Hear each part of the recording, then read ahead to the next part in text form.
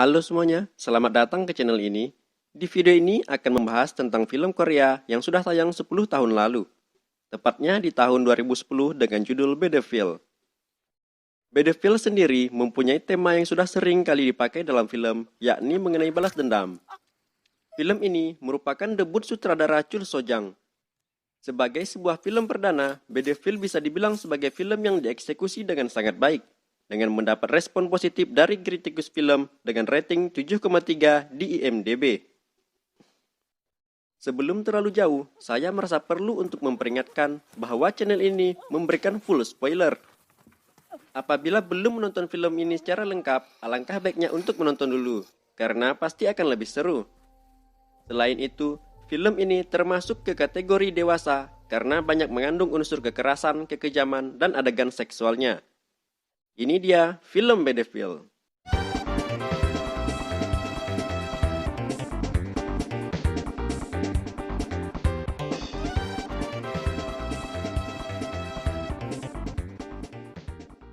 Saat film ini dimulai, kita sudah dihadapkan dengan penganiayaan terhadap seorang wanita yang dilakukan oleh sekelompok pria di jalanan sepi kota Seoul. Tapi tak seorang pun yang peduli terhadap kejadian itu. Termasuk seorang wanita yang menutup kaca mobilnya saat korban penganiayaan itu minta tolong. Film pun berlanjut dengan latar sebuah bank dan kita diperkenalkan dengan karakter bernama Haewon. Seorang perempuan muda yang bekerja sebagai customer service yang salah satu tugasnya adalah menghadapi orang-orang yang hendak mengajukan pinjaman. Ini adalah pekerjaan yang tepat bagi Haewon. Perlu diketahui, wataknya di film ini berupa orang yang cuek dengan keadaan sekitar. Tak hanya tega menolak permohonan pinjaman seorang nenek tua, dia pun membentak nenek tua itu sampai seisi kantor melihatnya.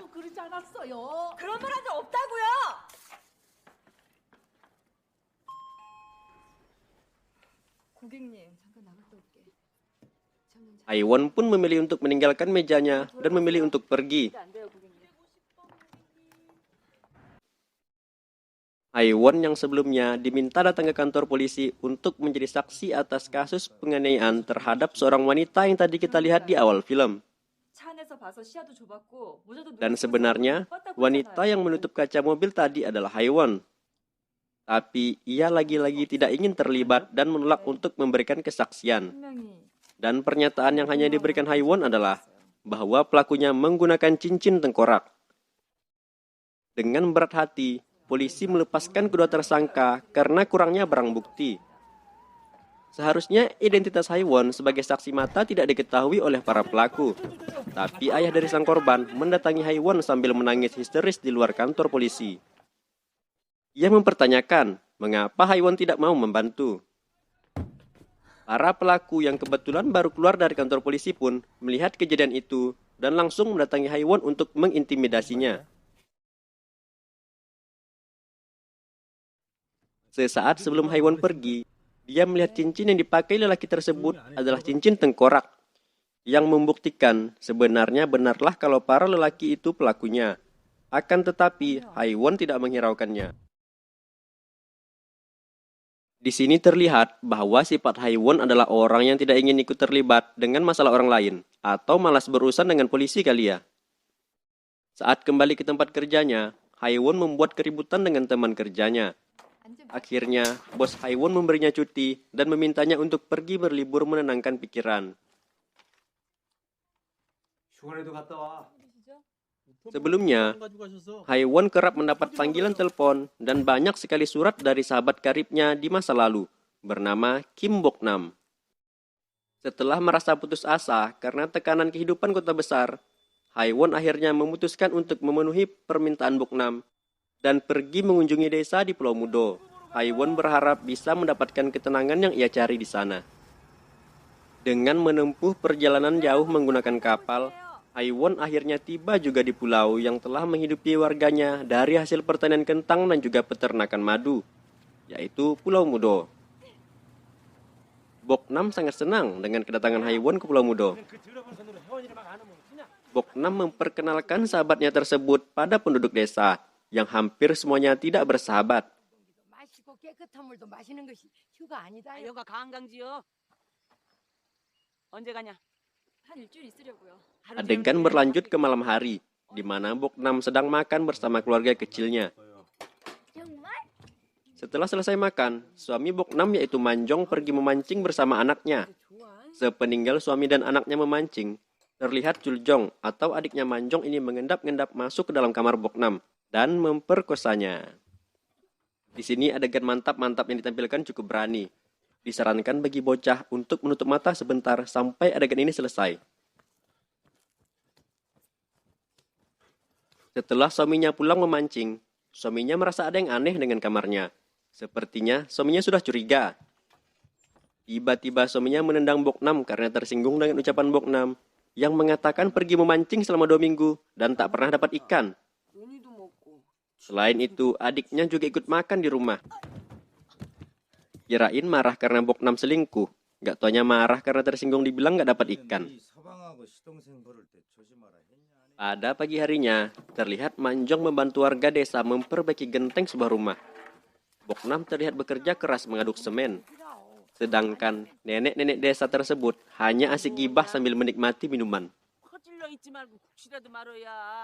Setelah itu, Boknam menyiapkan sarapan pagi untuk sahabatnya Haiwan, sambil menawarkan untuk mandi ke kolam di desa tersebut seperti yang sering mereka lakukan semasa kecil dulu.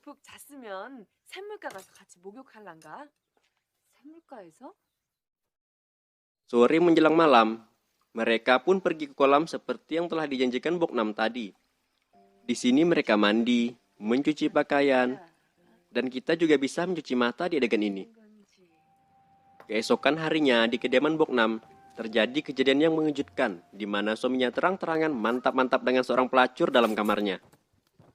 Sementara Boknam sedang makan di depan kamar itu. Entah apa yang ada di pikiran Boknam ini. Anehnya, dia tidak marah ketika suaminya melakukan itu di depannya.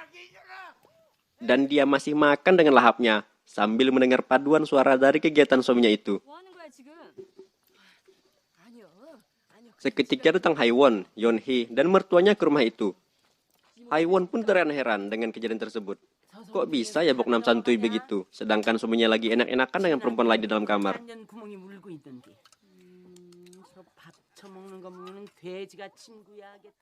Setelah selesai main dengan suami Boknam, pelacur itu menghampiri Boknam.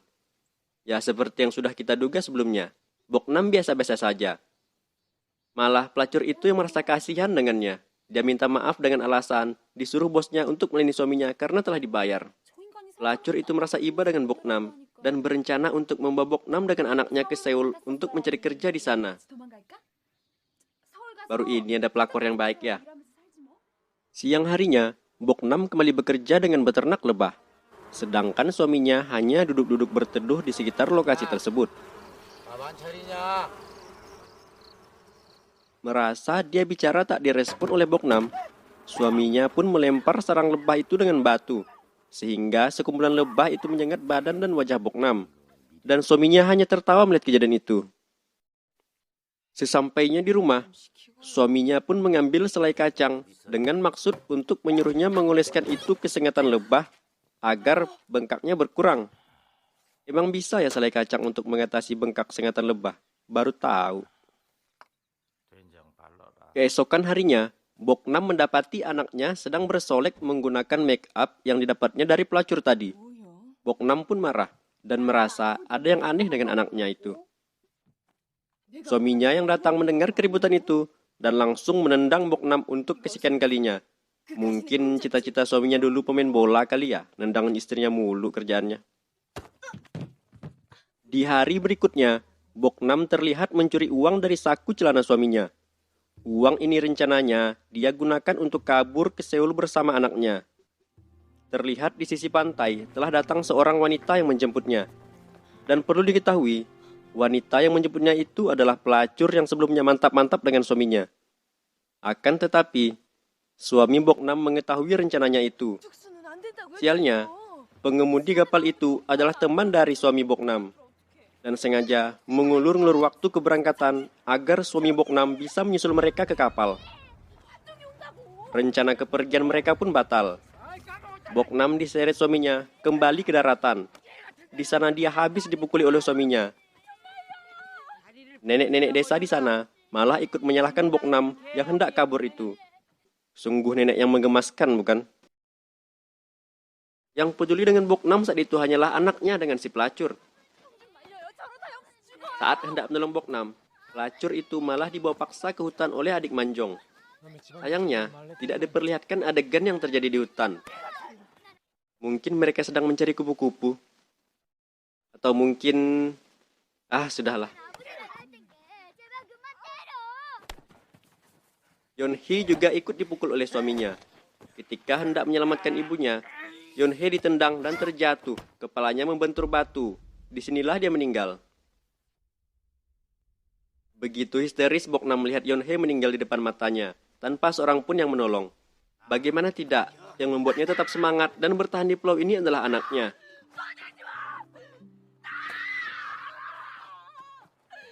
Seorang polisi dari daratan didatangkan dengan menyewa sebuah kapal. Tadinya sih, disuruh untuk memproses surat kematian Yeonhee. Tapi polisi tersebut kemudian curiga dengan kondisi jenazah Yeonhee. Untuk meminimalisir kecurigaan, Manjong dan segala saksi seperti nenek-nenek gemes dan nahkoda kapal kemudian bersekongkol untuk memutar balikan fakta. Mereka mengatakan bahwa ini murni kecelakaan sebagai awal dari rencana kabur Boknam. Tapi Boknam berulang-ulang kali bilang bahwa bajingan itulah yang membunuhnya. Polisi pun bingung mau percaya pada siapa. Boknam ingin mencari satu orang saja yang ada di pihaknya. Ia pun sangat berharap pada kesaksian Haiwon sahabat masa kecilnya itu. Haiwon yang dingin lagi-lagi memilih untuk diam dan tidak membela sahabat kecilnya.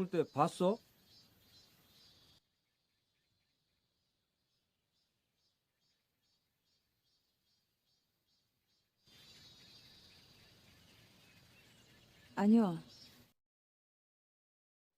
전 그때 자고 있었어요.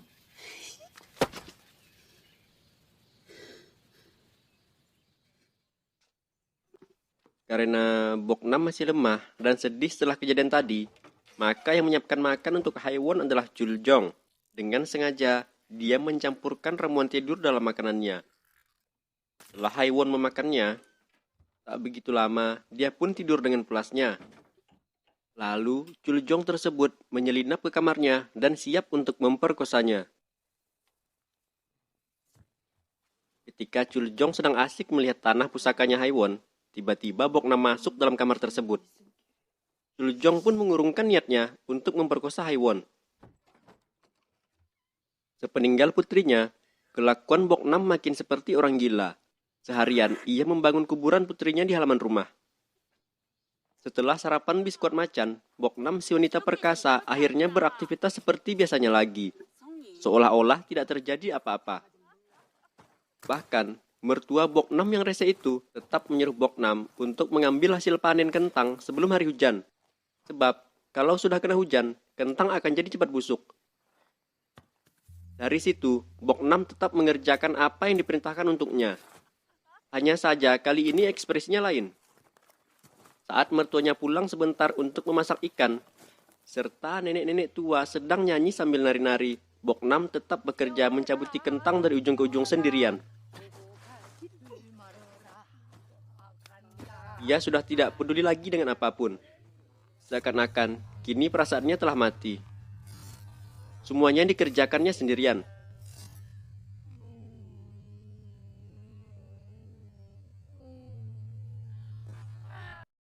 Berdiri sambil menatap matahari, ia letakkan karung kentangnya dan pergi ke bangku tempat yang lain istirahat. Diteguknya satu botol besar minuman sambil berkata pada bibi-bibinya yang tengah bernyanyi sambil menari tadi. Aku menatap matahari begitu lama. Lalu ia bicara padaku. Nenek itu kemudian tertawa, mengira Boknam sudah gila. Dia bilang, kalau terus kupendam, aku akan sakit. Lalu tiba-tiba ia mengambil parang dan...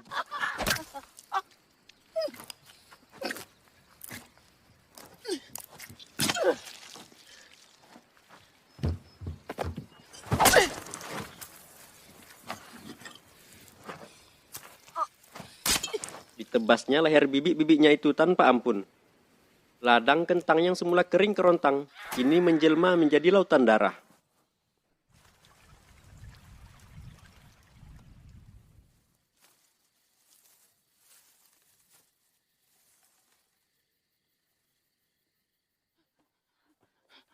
말 좀 해보세요.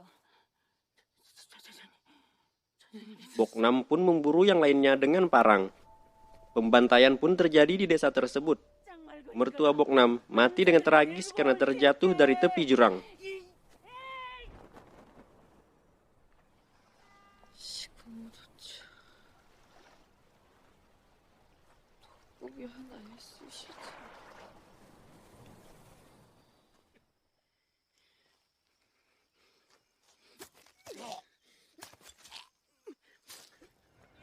Sedangkan Manjong suami Boknam mati dengan tusuk Boknam menggunakan pisau dan dibacoknya sejadi-jadinya. Mungkin meluapkan emosinya yang selama ini dipendam.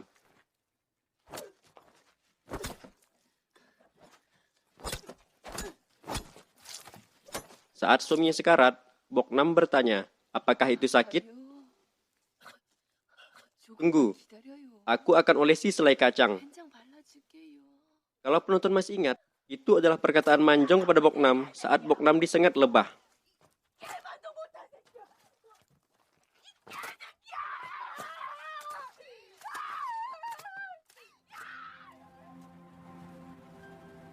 Haiwon sempat kabur ke Seoul dan langsung ke kantor polisi. Akan tetapi, Boknam tetap mengejarnya sampai ke sana.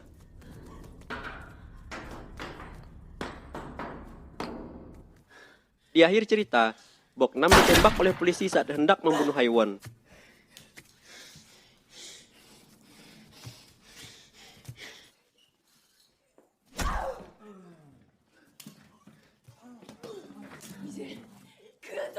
Dan Haiwon menggorok leher Boknam menggunakan seruling yang sering digunakan mereka saat berdua masih kecil.